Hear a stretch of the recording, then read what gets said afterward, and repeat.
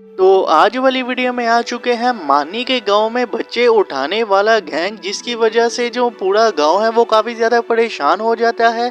लेकिन मानी की फैमिली को तो इसके बारे में बिल्कुल भी पता नहीं होता। इसकी वजह से मानी की पूरी फैमिली को काफ़ी ज़्यादा नुकसान उठाना पड़ जाता है। वो क्या चीज़ है जिसकी वजह से बच्चे उठाने वाली गैंग से अन्नी की फैमिली काफी ज्यादा परेशान हो जाती है। अगर आप लोग भी जानना चाहते हैं तो इस वाली वीडियो को लास्ट तक जरूर देखते रहिएगा।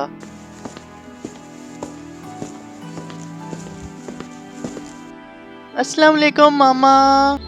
वालेकुम अस्सलाम बेटा।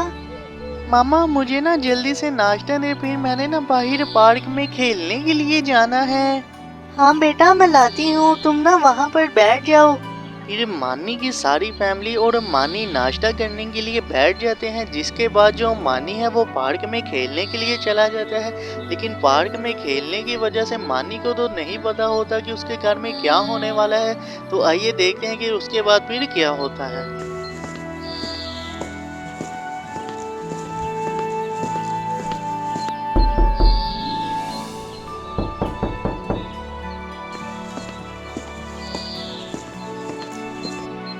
बाजी मैं बहुत दूर से आया हूँ और मैं रास्ता भूल चुका हूँ। क्या आप मुझे अपने घर थोड़ी देर रुकने के लिए रख सकती हैं, ताकि मैं अपने भाई को कॉल कर सकूं और उसे बता सकूं कि मैं यहाँ पर हूँ और वो फिर मुझे लेने के लिए आ जाएगा।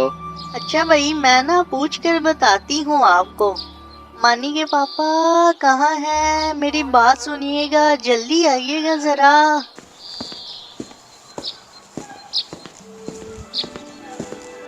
हाँ जी बेगम।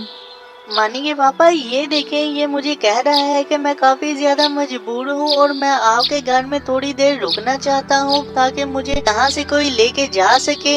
तो आप बताएं हम इसका क्या करें फिर? भाई मैं ना थोड़ी देर ही यहाँ पर रुकूंगा, ताकि मैं किसी को कॉल कर सकूं और बुला सकूं कि मैं यहाँ पर हूँ, और वो फिर मुझे यहाँ से लेकर चला जाएगा। आपकी बड़ी मेहरबानी होगी बेगम। मुझे तो ये काफ़ी ज़्यादा शरीफ लग रहा है और काफ़ी मजबूर भी लग रहा है। मेरे ख्याल से इसे थोड़ी देर के लिए अपने घर में रुक जाना चाहिए।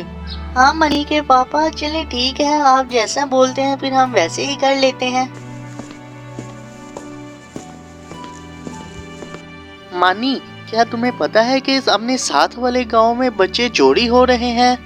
नहीं दोस्त, मुझे तो इसके बारे में बिल्कुल भी नहीं पता है और ना ही मैंने पहले कभी सुना है। मेरे ख्याल से अपने गांव में तो कभी भी ऐसा नहीं हुआ, ना ही होगा। चलो ठीक है, अब मुझे काफी ज्यादा देर हो गई है, अब मैं ना घर चलता हूँ।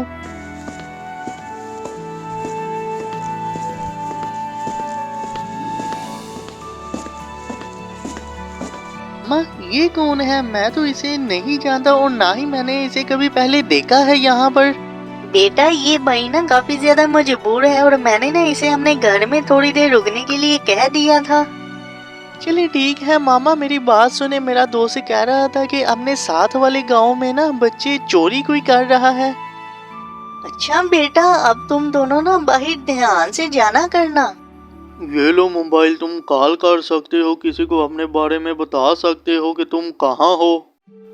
अच्छा भाई, मैंने ना ये नंबर मिलाया है, लेकिन आगे से ना मेरी कॉल कोई उठा नहीं रहा है। तो ठीक है, जब तक तुम्हारा राब्ता नहीं ना होता किसी से, तब तक तुम यहाँ पर रुक सकते हो। भाई आपकी बड़ी मेहरबानी है। चले ठीक है, मैं ना बार बार ट्राई करके देखता हूँ फोन।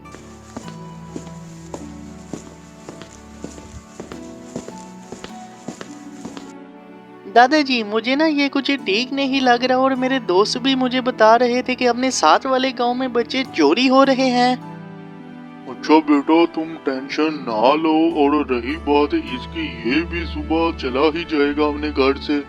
बेटा ये देखो, ये नीचे वाला कमरा मानी के मामा और पापा का है। ऊपर वाले कमरे में सारा और मानी रहते हैं, और इस वाले कमरे में मैं और मेरी बीवी रहती है। बेटा तुमने ना हमारे साथ इसी वाले कमरे में आज सोना है। ये सभी सोने के लिए चले जाते हैं।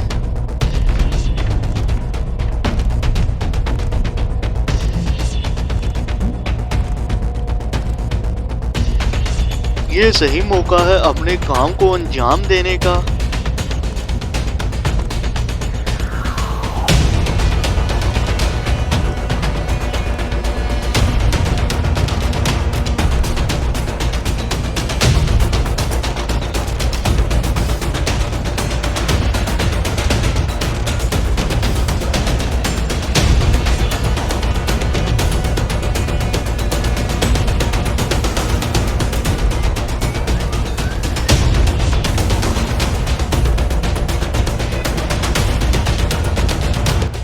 दादाजी जल्दी आइएगा, मामा पापा जल्दी उठिएगा, ये देखें ये सारा को लेकर जा रहा है, जल्दी आइए।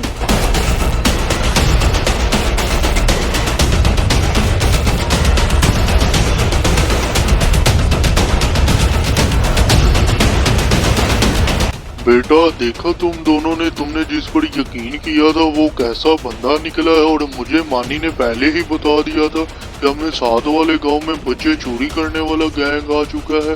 इस वजह से मुझे इस पर तो पहले से ही शक हो गया था, जिसकी वजह से मैंने मानी को भी कह दिया था कि अमना और अपनी बहन का ध्यान रखना। बेटा तुम दोनों ना हमें माफ कर दो, हमारी गलती की वजह से क्या होने जा रहा था, प्लीज बेटा हमें ना माफ कर दो। चलो बेटा अब तुम दोनों ना टेंशन ना लो, और मानी और सारा को मैं अपने साथ ही सुलाता हूँ। और ये चोर अब तो भाग गया है, और आइंदा आपने ऐसी गलती कभी भी नहीं करनी। चलो ठीक है बेटा, टेंशन फ्री होकर आप सब सोने चले जाओ।